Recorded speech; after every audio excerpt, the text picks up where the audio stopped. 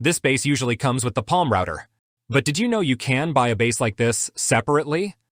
And yes, this is exactly what it looks like, to turn the palm router into a plunge router. Let's look at two more accessories. The edge guide that usually comes with the router, and this weird thing you buy separately. It has a bearing, and two knobs. We will see that later. I bought this router bit for wood joints. It is a 1/4 inch, and it does not fit in the 6mm collet of my palm router. A 1/4 inch is 6.35 millimeters. As you know, outside the US it's more common to work in millimeters. I also have some cheap 6mm bits that do fit, but they fit quite tight. I've never used them before and they have some dried grease. And tiny variations in the shank diameter, probably depending on the bit's quality, make it fit more or less tightly. Well, I decided to measure them with the caliper. The yellow one measures exactly 6 millimeters. How strange. And the red one measures 5.9 millimeters. A tenth less. I'm suspicious here. Turns out the collet doesn't measure 6 millimeters. It measures 5.9 millimeters, a tenth less than what it should in theory. The interesting part is that we can buy a collet with a 1/4 inch opening. Or, if we have the 1/4 inch one, then we'll buy the one with a 6mm opening, depending on what we need, of course. We have to make sure we buy one that fits our router, since there are many models. Look here at all the ones I have. If it is dried grease, it's a good idea to clean and dry it well with paper. If it's very tight, it might still not want to fit into the right collet. Okay, so it won't fit, and the collet is the right one. We remove the locking nut and the collet. Pass the shank of the router bit through the nut, and this way it's easier to fit the shank into the collet. The glove is to avoid cutting myself with the cutting edges, since I have to push the router bit with some force. And now we mount this in place, making sure the collet fits well into place, and tighten the locking nut.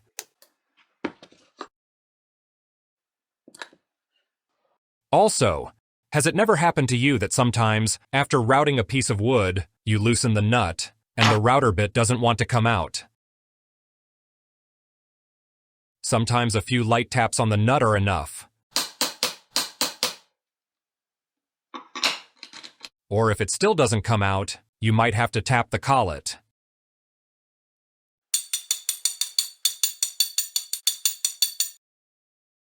Anyway, if it's a router bit that fits very tightly, like this cheap one, it's more likely to get stuck. And how much do we insert the router bit? Some manufacturers recommend at least 2/3 of the shank length.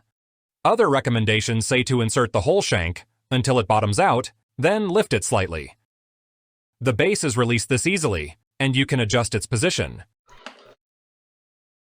And here, we have a small pin, which prevents the router from rotating inside the base, of course.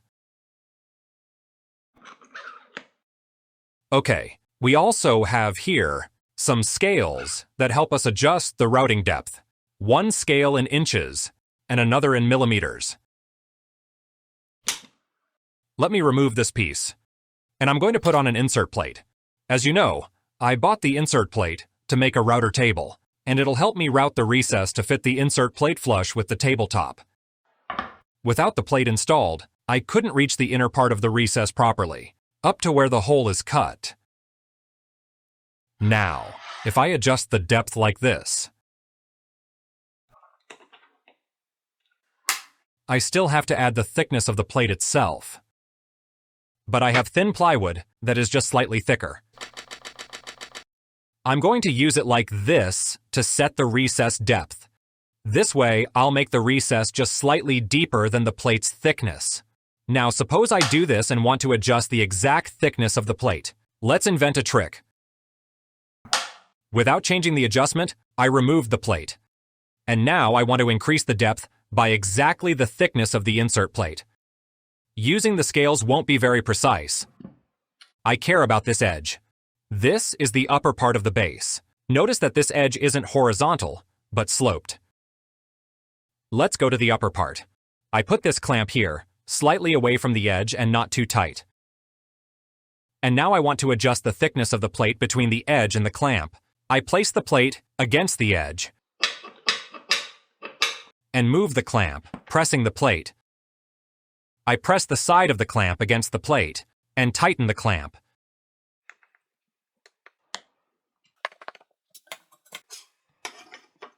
Notice how the thin plywood doesn't quite fit into the gap left by the plate, despite being just slightly, almost nothing, thicker.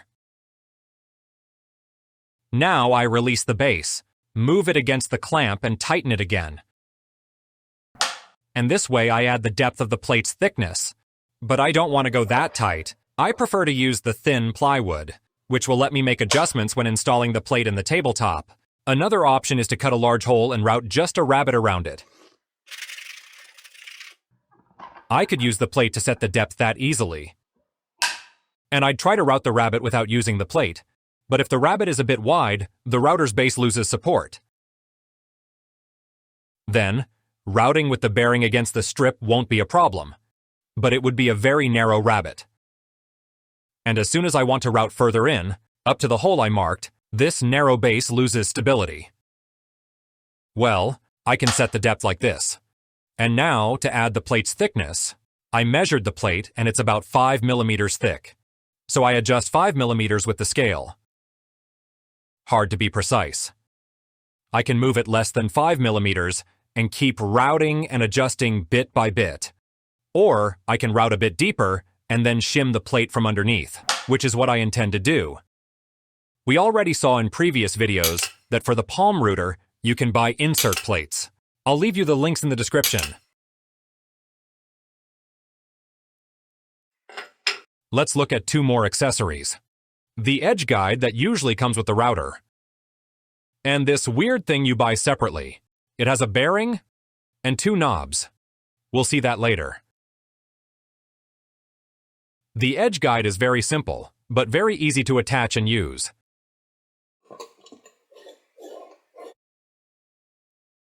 But if I use the router freehand, I'll apply force aligned with the router's shank and the edge guide itself.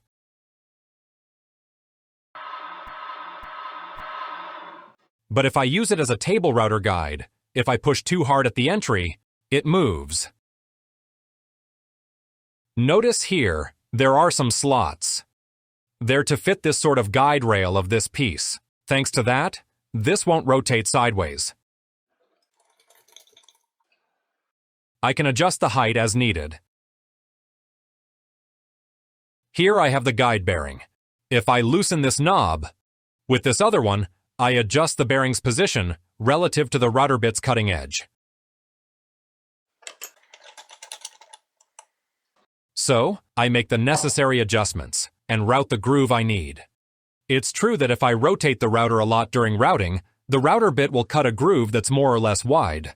But we're not really going to work like that, and the tiny turns we might make while routing will barely show in the final result. And now, wait a moment. I've been fighting with the cable for a while. Do you want to know how much cable this palm router has? Well, cable, cable, cable, cable, and more cable. This has more range than an electric car. All right, this base usually comes with the palm router. But did you know you can buy a base like this separately? And yes, this is exactly what it looks like, to turn the palm router into a plunge router. Look, here we have the pin. That fits into this slot we already know. We slide it until it bottoms out, and tighten it. Couldn't be easier. Look how cool it is.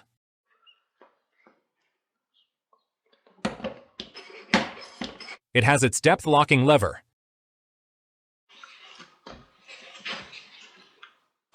Its depth stop, which we can move up or down by pressing the button, or we can adjust it precisely by turning it. Here we have the turret to preset up to 3 different depths for a project. A chip shield to stop the chips from flying out. The knobs and holes to attach an edge guide, which you buy separately. The one we saw earlier doesn't fit here. And, in short, a complete plunge router.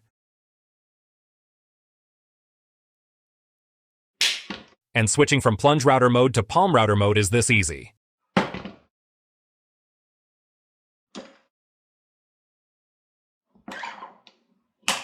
Done!